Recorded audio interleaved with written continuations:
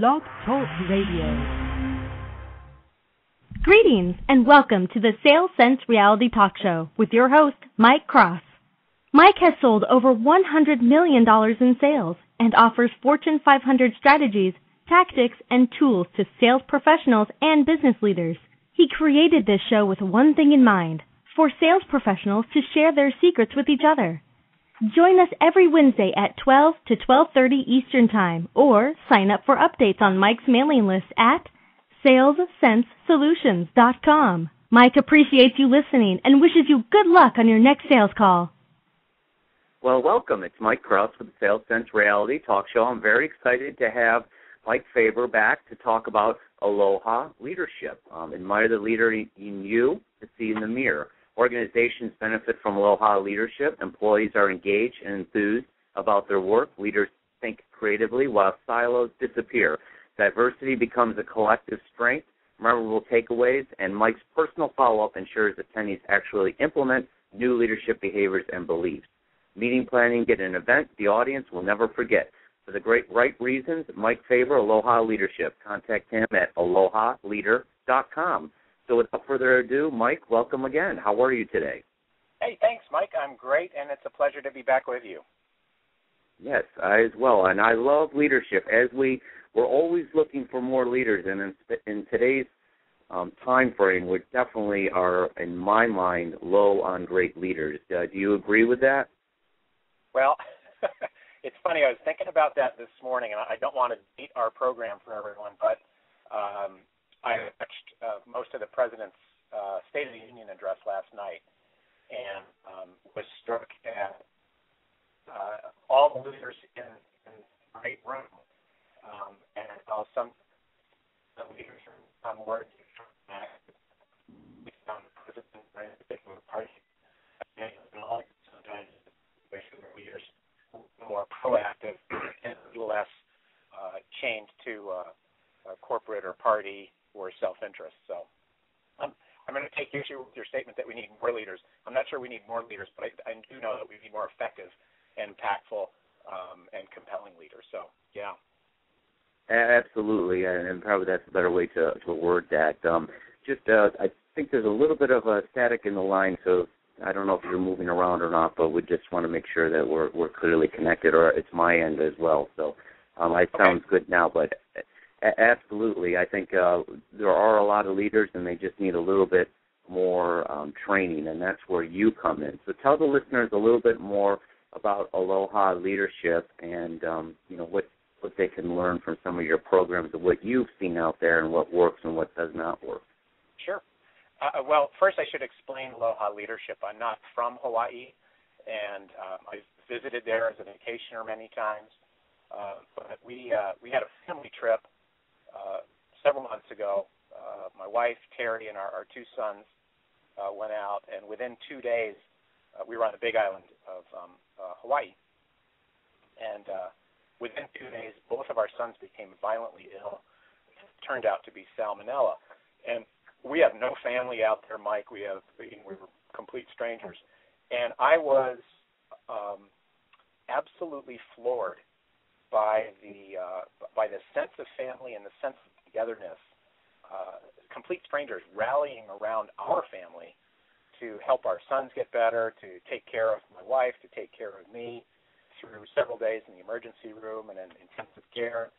I came back from that on an overnight flight back to our home in Colorado, and I started to write down some ideas about what I thought I had seen and witnessed and what I thought was different about the way that common everyday people exude leadership qualities in Hawaii, and that was the genesis of Aloha leadership.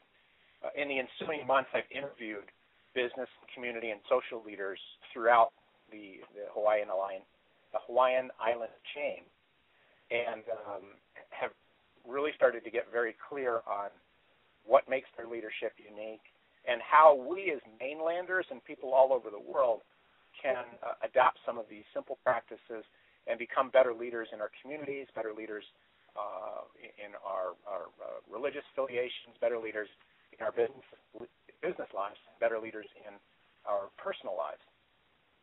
It's and it's funny because it's applicable. As you know, I'm a sales guy from way back. I've been in sales for I hate to say this, but a quarter century. I realized this year, and those same principles are really quite applicable and valuable for those of us in sales, because people look to us as leaders. Our consumers, our customers, our clients want us to be able to inform them in a knowledgeable and compelling way about the options that they have in front of them, whether it's to buy a widget, to buy a car, to buy insurance, to buy a college education, whatever it may be. Yeah, that's unbelievable. 25 years in selling, good for you. But tell the listeners a little bit more about the culture of Hawaii. I myself have not been, but obviously I hear it's a beautiful place, and the people are fantastic, and there definitely is a huge gap. Even when I go down to the Caribbean, it's called island time, and people are on a different wavelength. Tell a little bit more about how the culture is in Hawaii. Well, I'll give you an example, and for Hawaiians, like many cultures, much of their history has been passed down orally rather than in written form. In fact, the Hawaiians really didn't have a written language until it was developed in the late 19th century.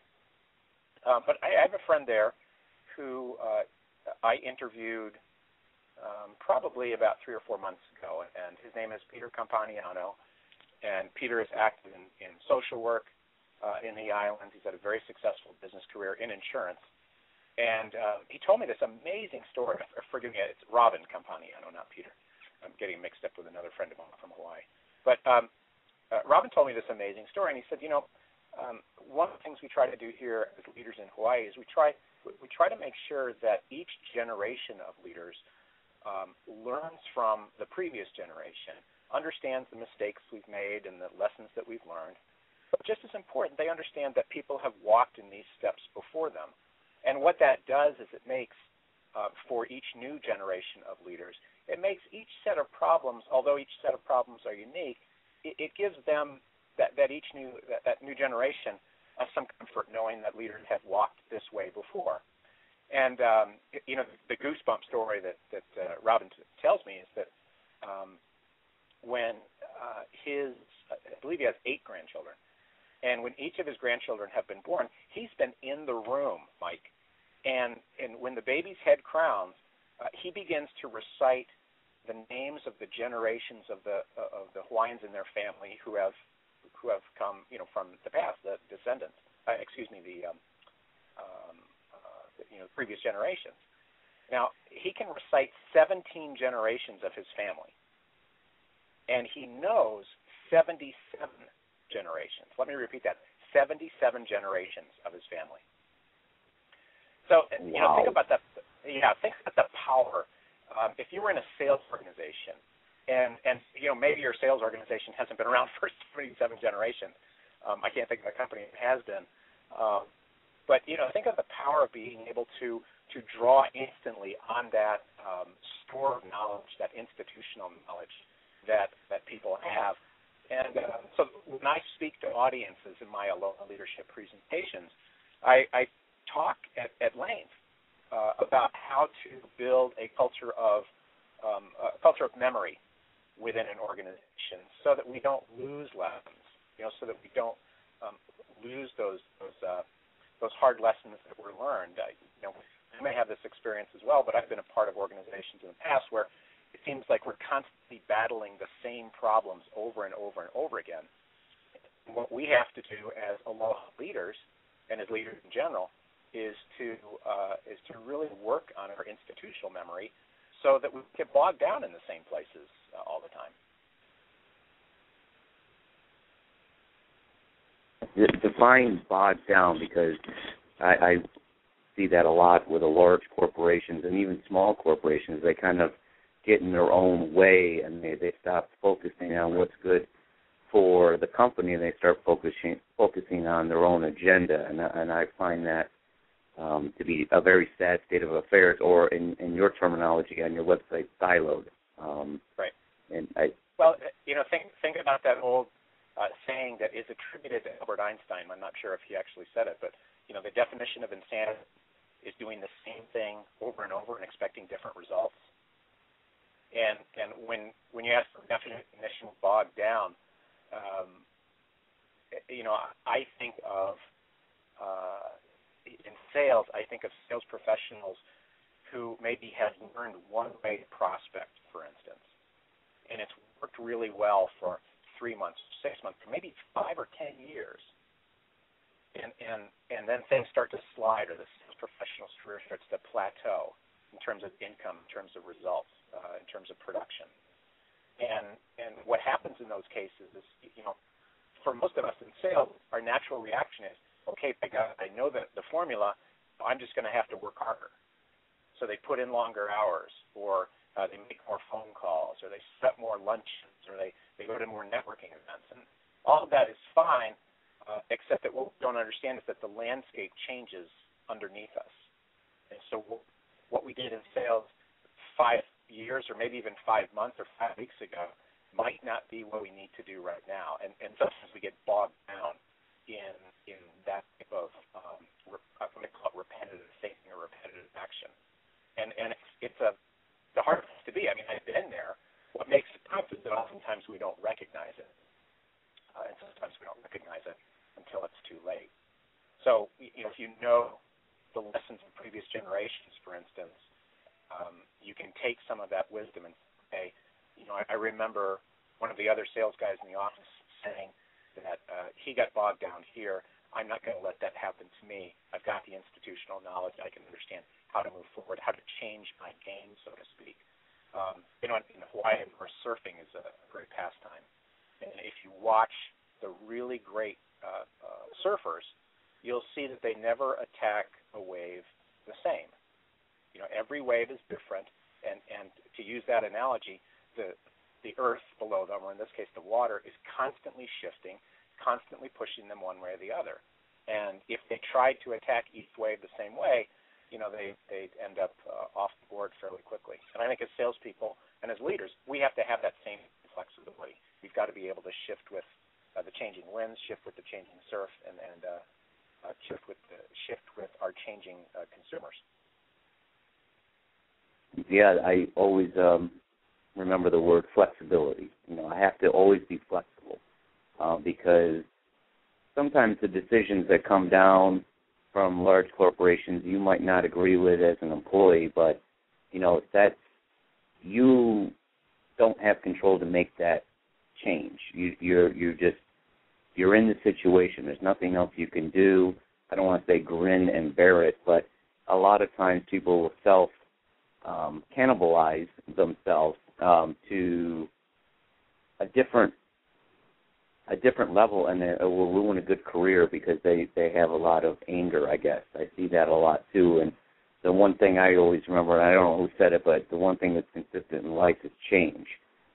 It's definitely always changing in the corporate landscape and out in the sales professional arena, and we have to be, as sales professionals, always flexible, always improving our skills, always looking for the better mousetrap. Otherwise, we're just going to be eating ourselves, So sure.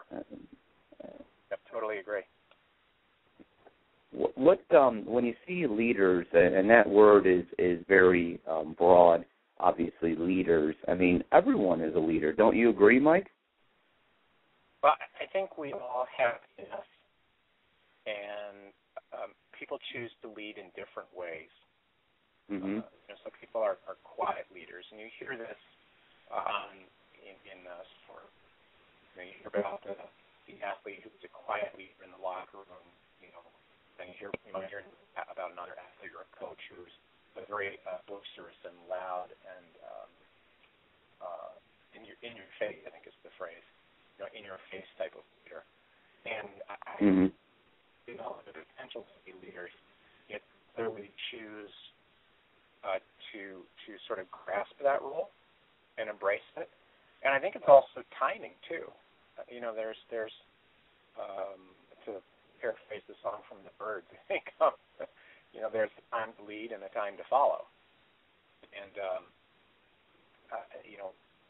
how you choose to do that and when you choose to do that, I think is really critical, and that depends on the people around you. The metaphor that I use for people is, think of a flock of geese flying overhead. Well, they fly in a V shape, and each goose takes a few seconds at the very point of the V to help break the air for everyone else following behind. And they're all leaders because they've all been at the front of the pack at one point or another. But when you take a snapshot of them in the air, it may only look like one bird is leading at a time. And I think it's the same. The same is true in our lives as leaders, whether it's professionally or personally. Sometimes it is time to take the lead and to really be the person sort of carrying the banner out in front. And then other times it's okay to be in the pack and perhaps lead through influence as opposed to leading with a banner and a sword held high. Mhm. Yeah, the Lance Armstrong, that's the same strategy they use when biking. Right. Lance Armstrong gets the credit. Go ahead.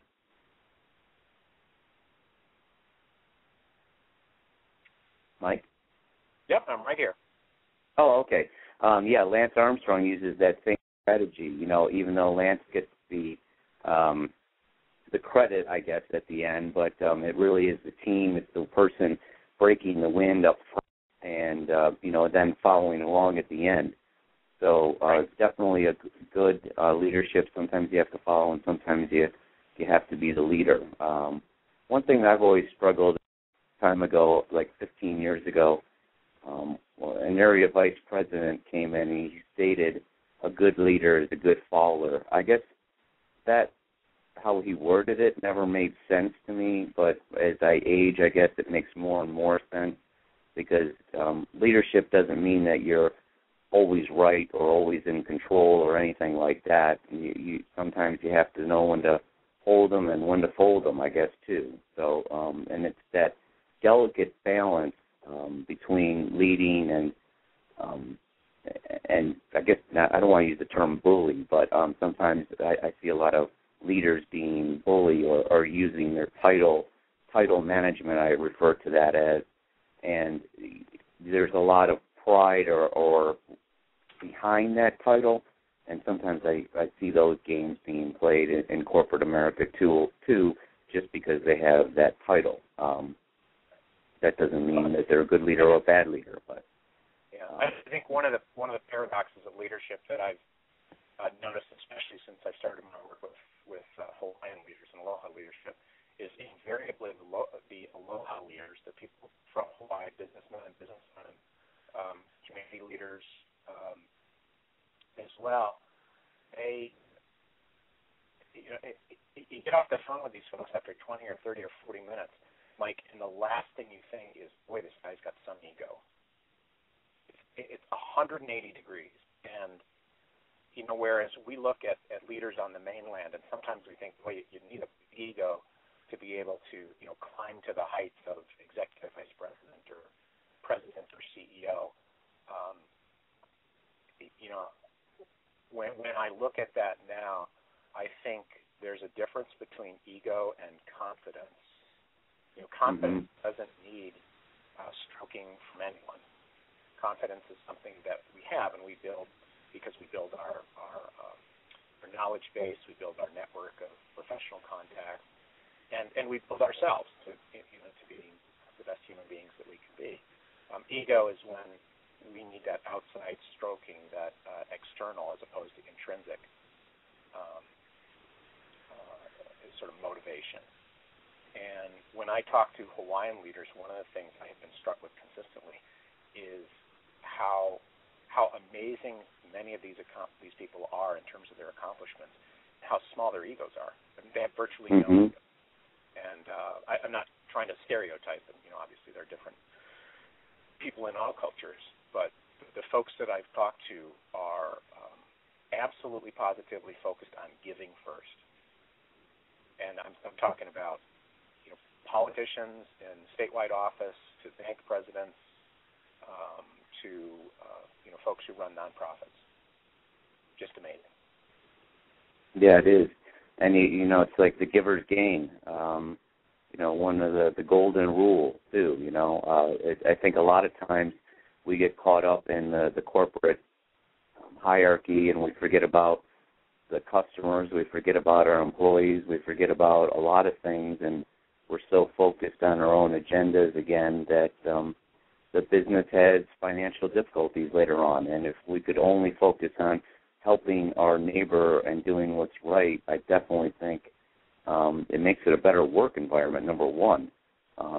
Because a lot of times people are just, they're overworked right now, as we all know. The average person is working 2 or 3 jobs inside the company, where before they had 3 people, now they're down to 2 or 1 in some instances in these departments.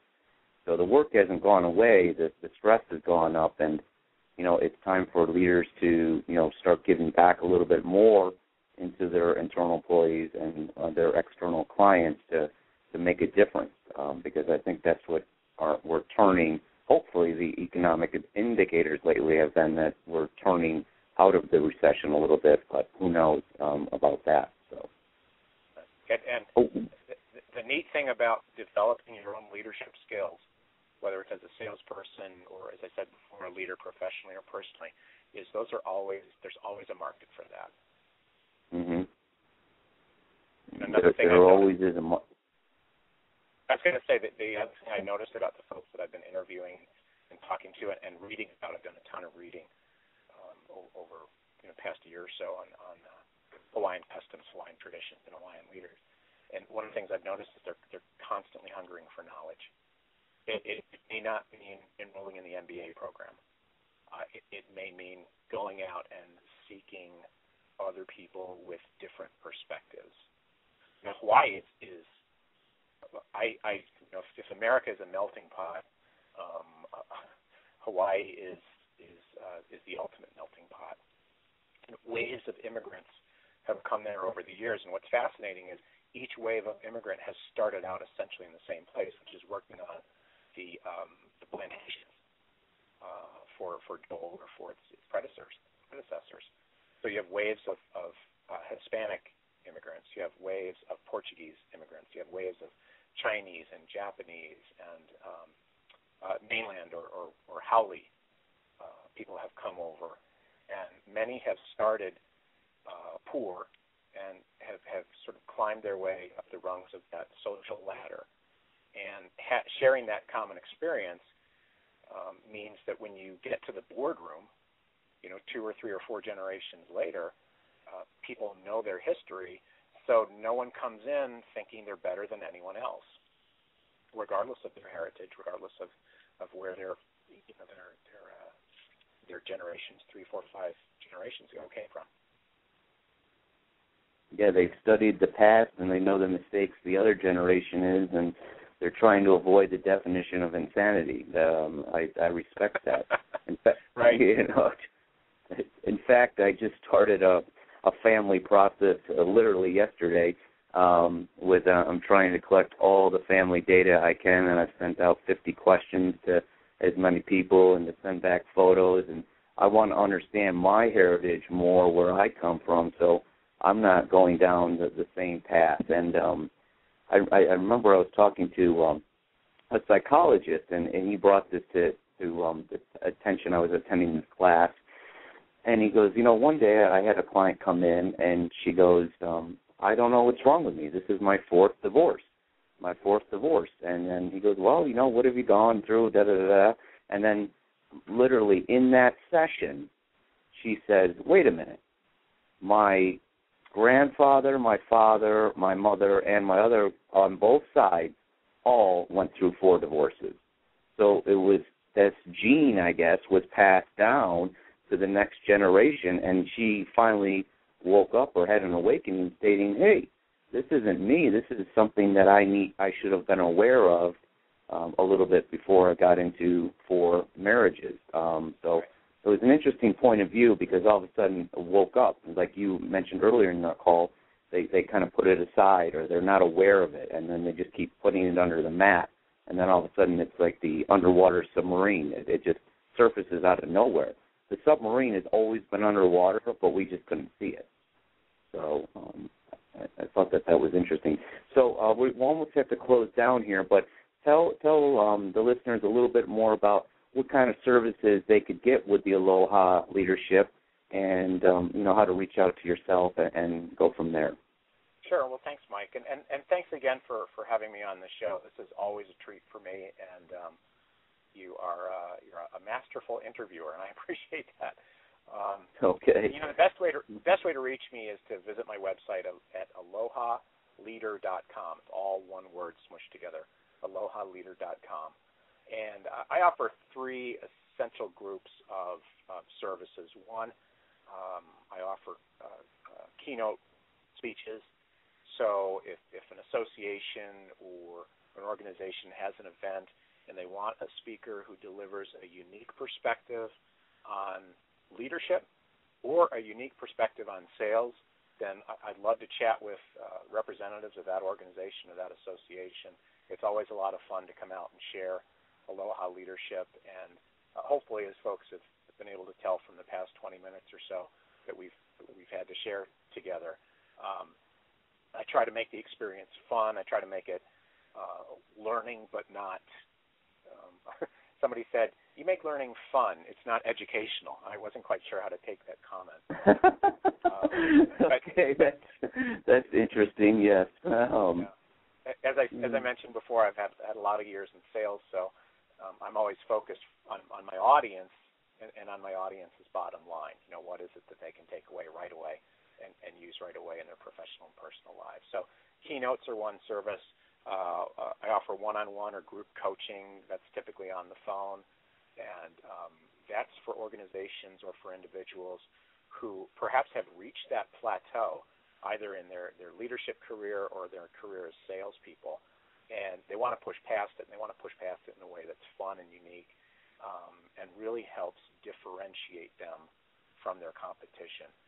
I have spoken to dozens of groups over the past several years and coached hundreds of people literally from all over the world, and one of the commonalities that I've come across, and this is true for Aloha Leadership or for any other type of coaching, is that the battle to differentiate yourself from your competition, sometimes even from your own peers, is one that you absolutely positively have to win. There's no two ways about it. If you don't differentiate, you're dead. And then third, I do some training. Typically, what I'll do with training is it's Aloha Leadership training. It's how to implement some of the practices and the characteristics that we've talked about today. And there's no formula for that. What I try to do with my training clients is talk to them about specifically what they're looking for. Where's the gap that exists now in performance or belief, or probably both, and then what does the end result look like? And I'm not interested in how the car drives off the showroom floor. Everybody looks great then. It's what's your organization doing 6 months from now, a year from now, that shows that the time spent with me had impact and influence. So again, best way to reach me is fill out the information form on the Contact Us portion of my website at alohaleader.com. That's alohaleader.com. And I get back in touch with everybody who contacts me. Folks can sign up for my newsletter if they like. And, of course, they can always reach me through you. You're a great resource for me as well. So I appreciate that. Well, thank you so much, Mike. I really appreciate your time, and I always learn a lot from you, and I enjoy our time together. So I encourage everyone to reach out to alohaleader.com and reach out to Mike and his services. He's a fantastic person to know, and you can always learn a lot from him. And I appreciate everyone listening in today, and we'll be back next Wednesday. And I wish everyone good luck on their next sales call. And thanks again, Mike, for joining me today. I appreciate it. My pleasure, Mike. Thank you. Thank you.